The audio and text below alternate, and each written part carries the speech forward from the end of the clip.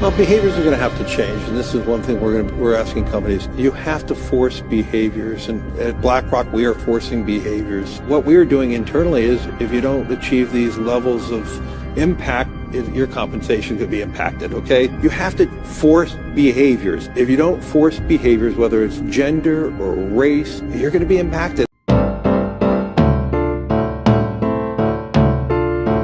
So you're a titan of industry in the early 20th century. You've monopolized the oil industry and destroyed competitors using shady business practices. Why would you want competition? Competition is terrible unless you have control over it. Better yet, why not teach people that they cannot compete? After all, you don't want a nation of thinkers, you want a nation of workers. You are John D. Rockefeller. Here is the dark truth of the school system. In 1903, John D. Rockefeller founded the General Education Board, and within 5 years he would donate $1.27 billion today, adjusted for inflation. Why would Rockefeller donate such a large sum of money toward American education?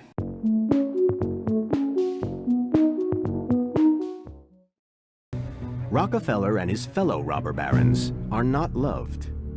Ordinary Americans resent their wealth and power. Oil tycoon John D. Rockefeller, his son, John Jr., decide to redeem their public image. John Sr., to win American hearts and minds, publicizes his philanthropy. Did he donate his money because he is a good person? Did he donate his money because he truly cared about the American education system? Or did he donate his money to indoctrinate American society? The whole idea of assembling masses of students to be processed by teachers in a centrally located school was a stroke of industrial genius.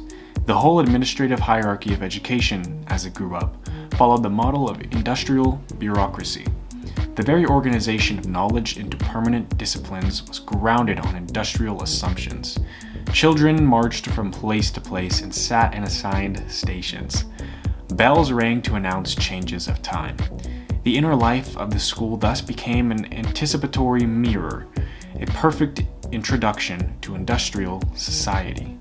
The most criticized features of education today: the regimentation, lack of individualization, the rigid system of seating, grouping, grading, and marking, the authoritarian role of the teacher, are precisely those that made mass public education so effective an instrument of adaptation for its place and time. Alvin Toffler, Future Shock, 1970. Everything Alvin Toffler just said shows the impact that the school system has on kids. It indoctrinates them to become a part of the workforce. And in the early 20th century, this was perfect for titans of industry like Rockefeller. Pumping children through the school system created less entrepreneurs, meaning less competition for Rockefeller. But obviously not everyone can be a billionaire, so what's so wrong with the school system? Honestly, for the average person in the 19th and early 20th century, the school system was great.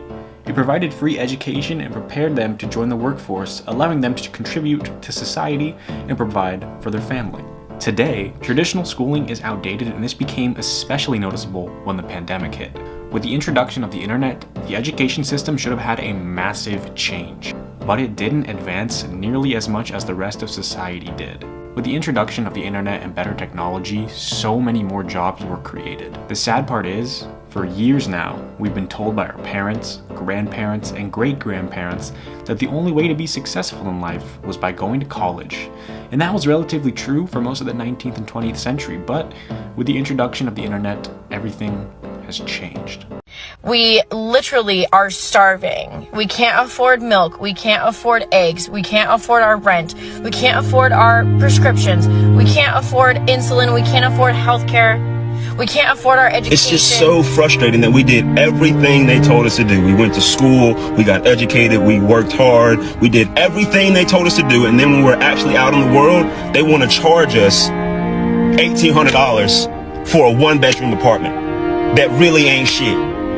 And then when they talk about, oh, the future is going to be great for you, you just got to work hard and stay down. How?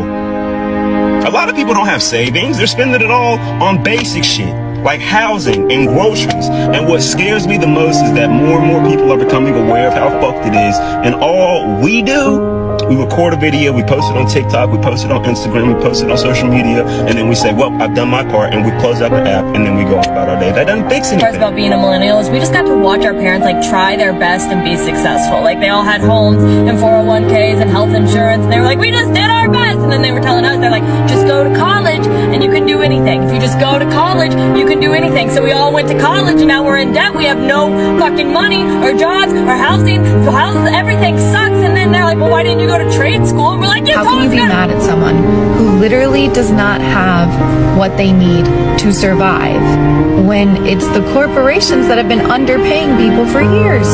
Profits are up, productivity is up, are wages up? No, they're not. And our money, our tax dollars go to welfare to supplement corporations not paying people what they should be. Don't wake up and the first thing on their mind is money.